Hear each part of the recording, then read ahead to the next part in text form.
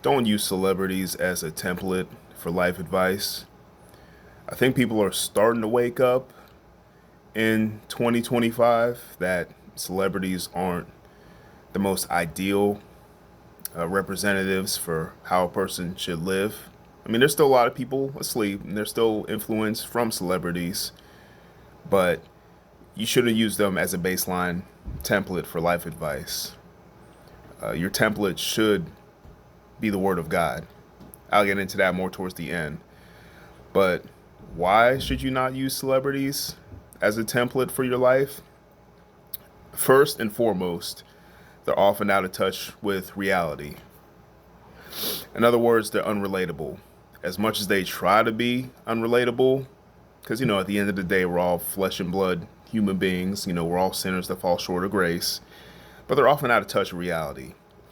You think that not some of these, a lot of these actors and athletes and entertainers that have been making multiple millions of dollars for years.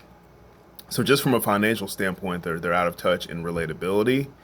And yeah, they might have come from the slums or come from the streets, and they might not have always been like that. But I have a strong belief that once you're up at a certain status for long enough, you kind of lose touch with it.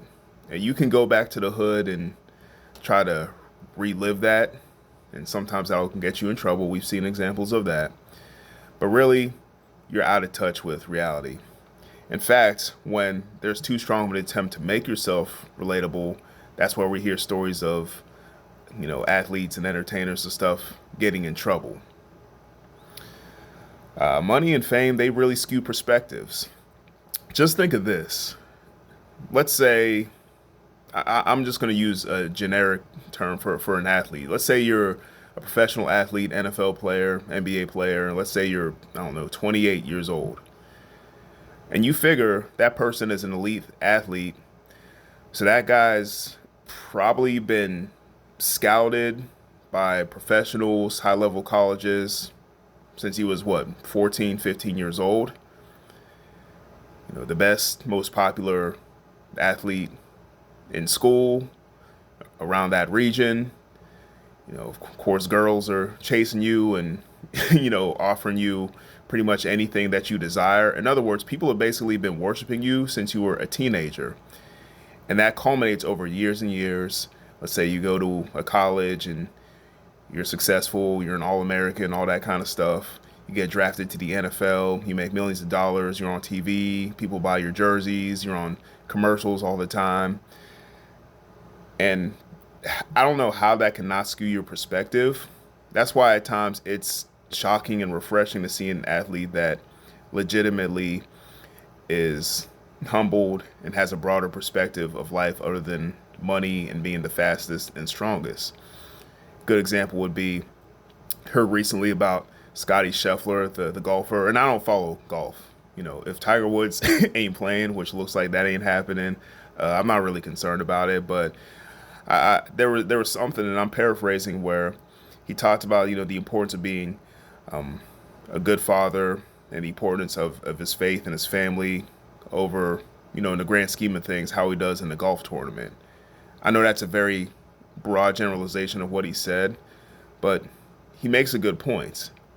I mean, does he really feel that way? I mean, you can take it with a grain of salt, but it's just refreshing to see that because you normally don't see that from athletes or celebrities or entertainers in general. But this video is just to remind you that that is few and far between. Most celebrities, entertainers, just famous people in general, they make vain attempts to be relatable, and it just really falls short. There's a lots of perspective there. Another thing that you got to keep note of is that these people have access and benefits that the average person can't even fathom. They,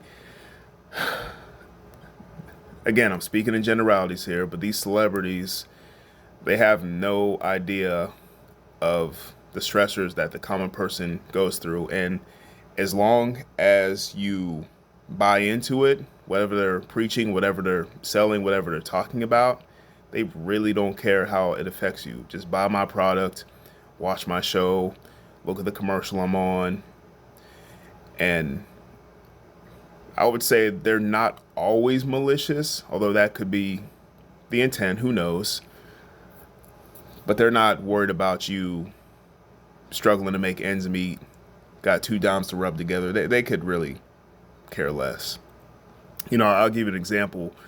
A lot of celebrities, not all, but a good amount of them, have no problem pushing, advocating for things like sex changes or hormone replacement or anything like that. Now, this is what I mean by perspective. If you're a multi-million dollar person and you go through some sort of hormone replacement or sex change operation, whatever it might be, you have the capital to pay for the best doctors, the best psychologists, the best therapists, the best medical practitioners, so that any complications that you might go through can be handled. And then you portray that to other people. It's like, hey, like, go ahead and do this, do what you feel. It's all right, and you don't have to worry about the consequences.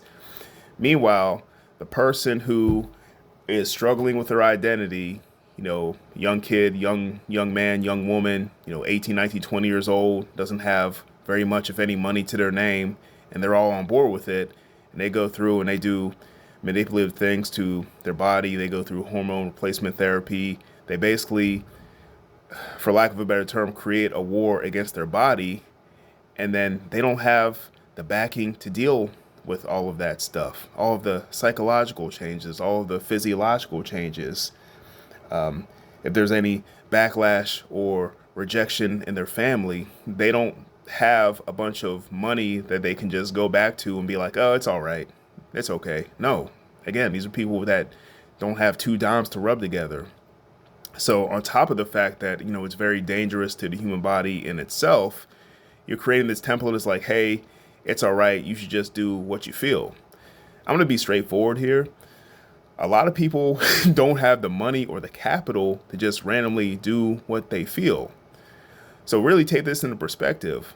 Somebody who's worth $50 to $100 million has a lot more leeway to do something that might be, I don't know, outlandish or over the top. Like, just keep that in mind before you just do something on a whim because, I don't know, Taylor Swift or some celebrity did it or advocates for it. That's why, you hear, celebrities and entertainers, they, puff up and, they have no problem with abortion, things like that. Yeah, I know I'm getting out of top or, out of pocket here, but I'm just going to say it. Of course, they have a lot more money and resources to handle the psychological backlash or the emotional backlash, people coming at them and yelling at them. It'll be like, sorry, I can't hear you. I'm surrounded by this pile of money. I'm not saying it's perfect, and I'm not saying there aren't psychological things to deal with, but having tens of millions of dollars to bank on definitely makes the cries and the outrage a lot more muffled. And that's another thing I want to touch on here is that when it comes to celebrities, you got to question the motives. I mean, seriously, you got to follow the money in a lot of these situations. And by the way, it never seems to be enough.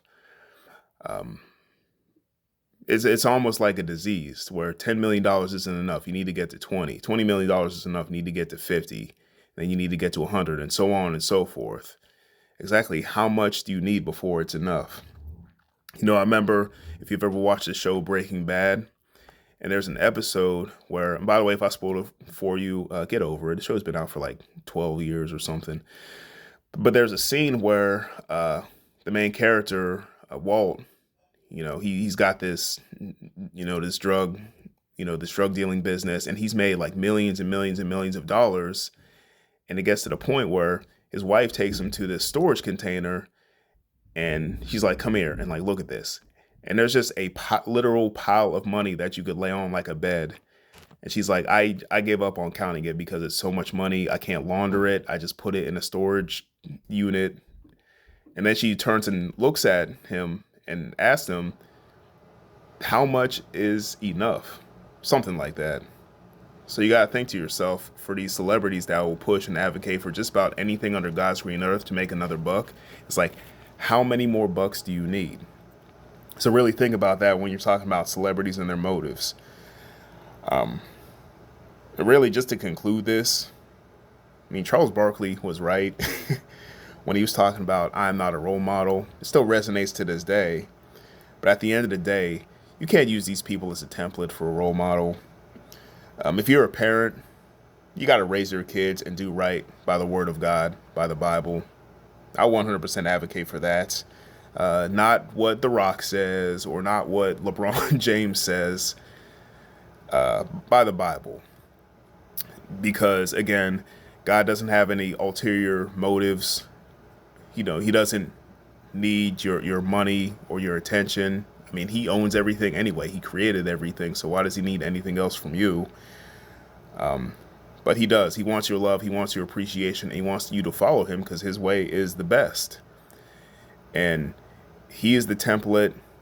He's the role model. I mean, Jesus should be your role model in all walks of life, and not somebody who can dunk a basketball or somebody who can throw touchdown passes or somebody who pretends to be somebody in a movie based on a comic book character. And I just talk about that real quick. It's absurd that people take major life advice from somebody who pretends to be somebody for a living. And I'm not sitting and deep diving and analyzing somebody. I'm just going to use a random name, for example, Robert Downey Jr. Like he pretends to be Iron Man for a living. So you got to take what he says with a grain of salt. Yeah, you got to take it with a grain of salt. And I know that celebrities will pump up and they'll endorse, different political candidates and different initiatives. And you always have to go there with a skepticism of, do you really buy into this? Do you believe this? Or did this company, did this initiative just give you a huge amount of money to say that? Even in the most basic sense, it's been happening for how long that, commercials and advertisements have been out. You put celebrities on whatever food, drink product, you ask yourself, does LeBron James really like McDonald's that much? I mean, really, if you look at LeBron, does LeBron look like he's eaten anything from a fast food restaurant in the last 18 to 20 years? I mean, really think about that. When's the last time LeBron James had a carbohydrate in his body? When's the last time LeBron James had anything that wasn't professionally curated by a chef? Do you think he's just rolling through the drive-thru and getting, double cheeseburgers and filet of fish and Big Macs? It's not happening. So again, be mindful. Don't just take random advice from celebrities. I'm not here to judge anybody because I don't know any of these people deep down. Who knows? Maybe deep down they have a deep calling and they're trying to get closer to God. I don't know. I highly doubt it by the way a lot of them just portray themselves. But just don't take life advice from them.